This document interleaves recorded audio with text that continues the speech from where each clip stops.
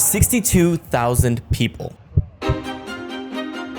That was the amount of fans who traveled from far and wide who paid for expensive tickets to spend a day watching the Sidemen play a game of football. It was a completely sold-out stadium.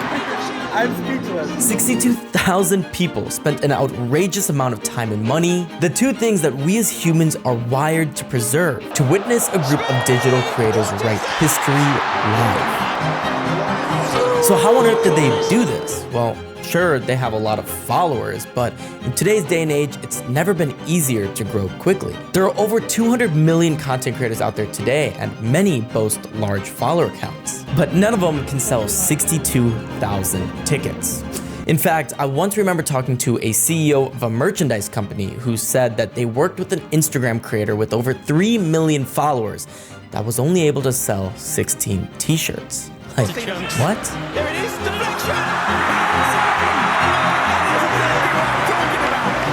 This follower count is becoming more meaningless, so the real question is, what separates the Sidemen from the others? As someone who's early in the journey of playing this content creation game, I wanted to go find out. What's the formula?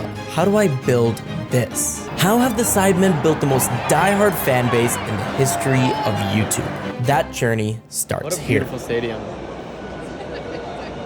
I'm like speechless. I don't really know what to say. It's actually like insane, absurd are the only words I could think of right now. Just another day of cranking out TikToks. Oh, look at that, a new Colin and Samir podcast. With a guy named Jordan, who's the manager of the Sidemen. Who are they? I don't know, it's probably worth a listen. My personal take on the way that the space is growing, TikTok has come in and created a divide in time where there was like pre-COVID, pre-TikTok creators and then post-COVID, post-TikTok creators. I'm a post-COVID TikTok creator. And what that's done, from my observation, is it's drastically devalued content and creators because everyone's a creator now. Everyone can get reach. Drastically devalued? And every day there seems to be someone new who's popping and they're not. And the up and down is so much quicker. The depth of connection is low as I think it's ever been. The depth of connection is the lowest it's ever been? I don't think there's connection there between most creators and an audience anymore. I also don't think there are fans anymore. I don't think people really care anymore about the individual per se. It's more the content, the video. What's the next video? What's the next video? Not who's this person? What do they provide? What's their value? But what's the point of creating all this then? Do I really not have a fan base? Do I even need a fan base? What is a fan base? Who even has a fan base? Who has come through TikTok and really built a fan base? Who has come through in this last era now, this current era, and really built fans who would chase them down the street, who would be going to their merch store? Who could even launch a merch store? Who could even launch anything? Okay, so out of all seriousness though, this podcast with that manager, Jordan, was really eye-opening. He basically called out this new generation of content creators who all are very view-obsessed. Basically, the person I was like a year ago, someone who only really created for short-form content. The only thing I ever really focused on was what topics got the most views. But when I think about what made YouTube this incredible platform for me growing up, it was that I felt like I was a part of something. There were creators who developed messages and communities that have actually impacted me and transformed me into the person I am today. I mean, take Yes Theory and Seek Discomfort. Watching these three guys put themselves outside of their comfort zone day after day made me a more confident person and look at life experiences in a different light. So next time you pass someone on the street and make eye contact, I think we should all be a little bit more like Luke and give them a smile and a hello. Or recently, there's this guy named Bo Miles who has completely changed the definition of what you can do in 24 hours. Or when I think about one of the biggest eras for me in YouTube history, it was the rise and fall and rise again of Logan Paul. Following his journey and watching him grow as a person fascinated me. Creators and their messages or their journeys have actually sculpted me into the person I am today. And I think the most fulfilling journey to be had on YouTube, at least in my opinion, as I'm finally cracking it, is becoming this person for my generation and future generations. How does one use the internet to create messages and communities that are actually productive in this world? not just obsess over how to get the most views or make the most viral content. And according to Jordan, it seems like the Sidemen have that effect for the UK. Problem is, I don't really know much about the Sidemen, so I probably should look into that.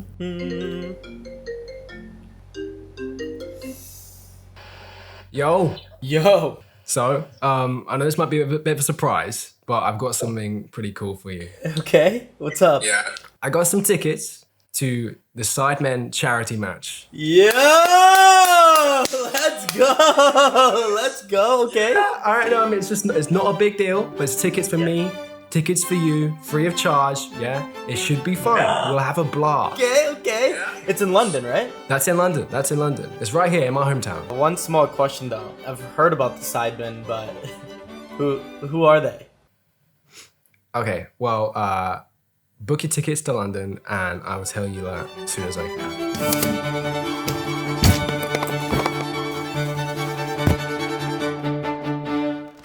Tejas, remember that this is your golden opportunity to find out how a community is truly built. Don't just get drunk and watch the football game. Take advantage.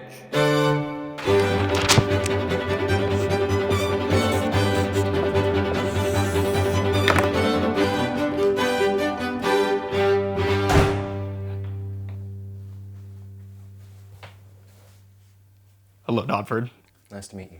Nice to meet you, man. Nice to meet you. This is the part of the video Yeah. where I should probably explain who the Sidemen are, but I don't really know the Sidemen. You know the Sidemen. I do know the Sidemen. Dodford here has made an incredible video on the Sidemen already. It was one of your first to blow up, right?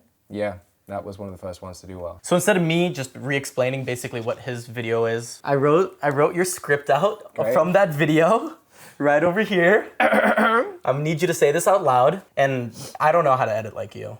Like here, we'll put your edit on the screen right here. In 2022, the Sidemen are international superstars. They're creative pioneers, lucrative businessmen, and the face of UK YouTube. It's insane. So instead, I'm just gonna do what I know best, and that's to make paper cutouts and put an overhead camera. Future Tejas, you ready? Ready when you are. I don't think he is.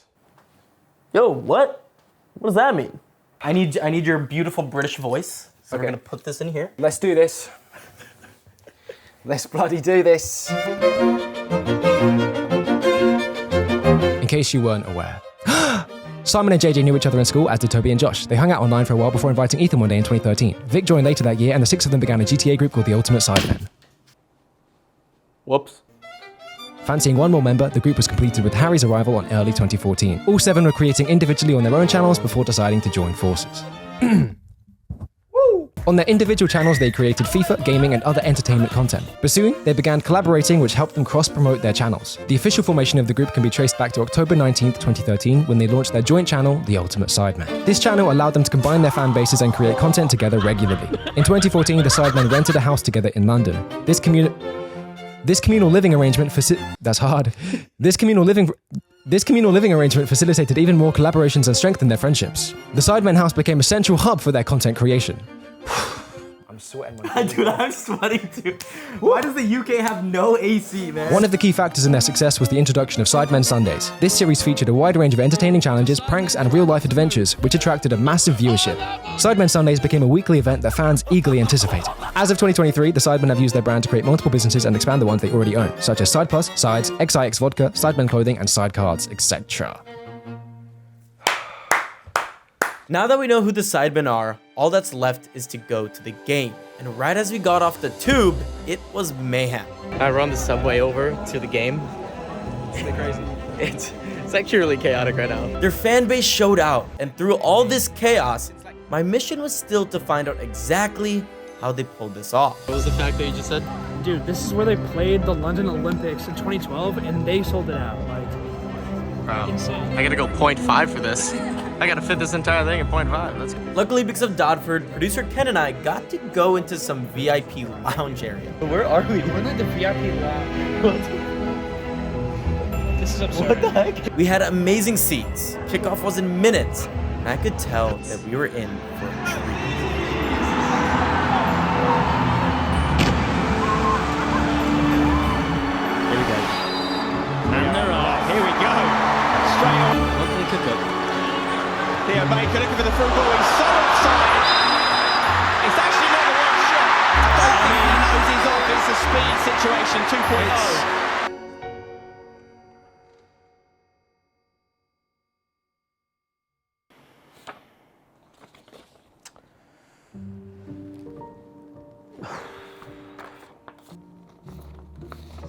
Gosh, so many good interviews. I went all the way to London for an amazing game.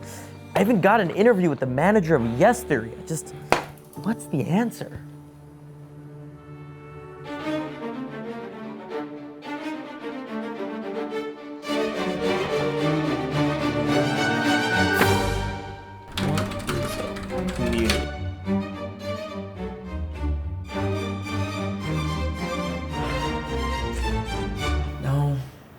This isn't it.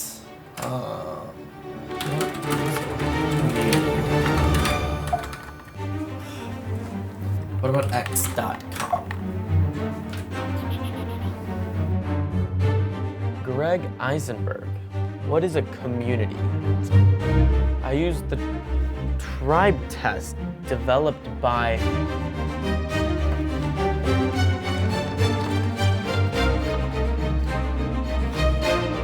Is this the answer? Is this the glue that brings everything together? Thank you, thank you. Hey Siri, living room lights on. All right, Siri, you don't want to. Hey. One moment. Oh, okay. How is that? Howdy, everyone. It's Future Tejas here. All right, to be honest, I saw this tweet like a year ago and have basically thought about it ever since. It's from Greg Eisenberg, and it's called the Tribe Test. To me, it's the best measure of a fan base I've ever seen. I've since taken this Tribe Test and made it my own a little bit, changing the definitions of some things. When I went to the Sidemen game just a couple weeks ago, I really saw this come into effect. And instead of me playing Future Tejas, this character, and pretending like I don't know and trying to learn it, I'm just gonna explain it to you so that the point is really driven home. So here we go. The first step in building a community is either having a central theme or threading your content. Theme is a message or moral that a group can find commonality over. For example, seek discomfort. Life's most beautiful moments and meaningful connections exist outside our comfort zones. Now you might be asking, what is the one-liner of the Sidemen? Well, they don't have one, and that's where threaded comes in. Think of why you enjoy your most favorite sitcoms, How I Met Your Mother, Friends, The Office. The secret? You've just fallen in love with these characters because you've watched them go through many journeys over and over again. You've basically grown with them. And the same goes for creators like the Sidemen. They've serialized their content. And sure, each Sidemen Sunday is its own topic, but the large picture of it all is we get to see these guys grow up, and for most of their fans, they watch them grow up for the last decade. What created the community aspect of Seek Discomfort? When did it go from audience to something special? I think it started when the guys took the spotlight away from themselves as individuals and put it on an ideology that they believed in and wanted to represent. I think that's something very, very rare, where most people make the content that they're making about themselves and the adventures that they're having and the experiences that they're having without it having an underlying common denominator of something that they want to portray.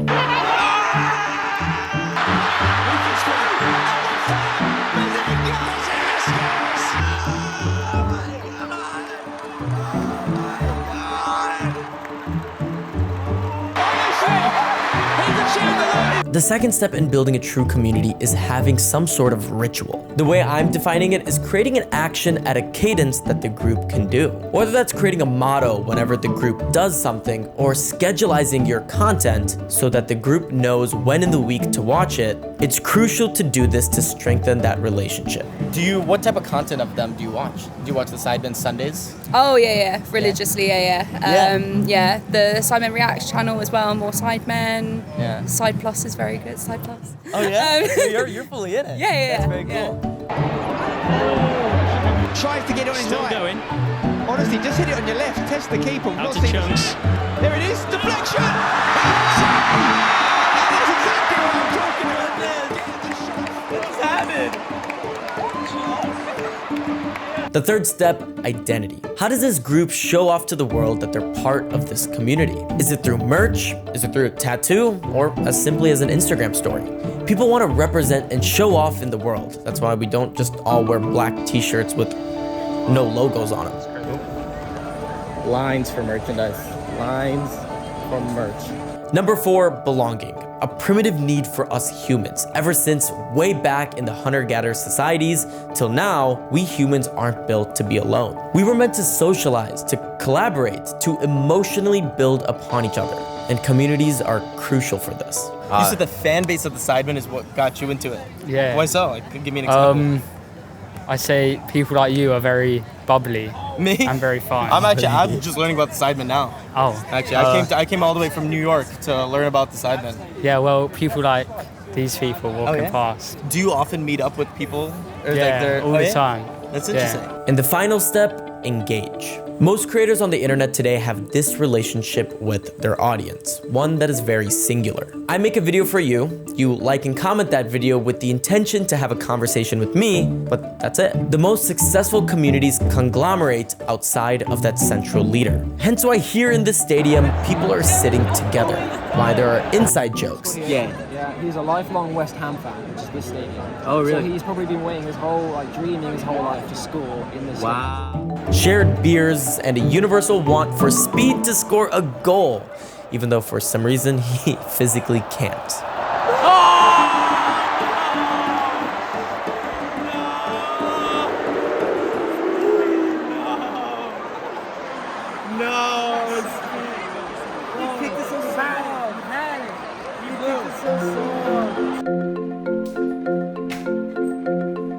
So yeah, this is the secret.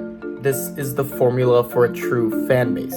And it's not easy to do it right, it'll take years, but to me, this is what makes YouTube YouTube. And as for what I'm gonna do and my thoughts on whatever this community will look like, I don't know yet, and nor will I want to force anything. All I know is that I enjoy diving deep into these subjects that are new and disrupting the way things work traditionally. Whether that's social media, traditional media, or now sports media with the Sidemen. And all I hope for right now is that you as the viewer, 1, find them entertaining, but 2, that you're able to walk away with some sort of information that could help you with your own journey. Anyway, I started this year off at 4,000 subscribers, and the goal is to hit 100,000 subscribers by the end of the year, so if you haven't already subscribed, consider it. More content like this coming soon.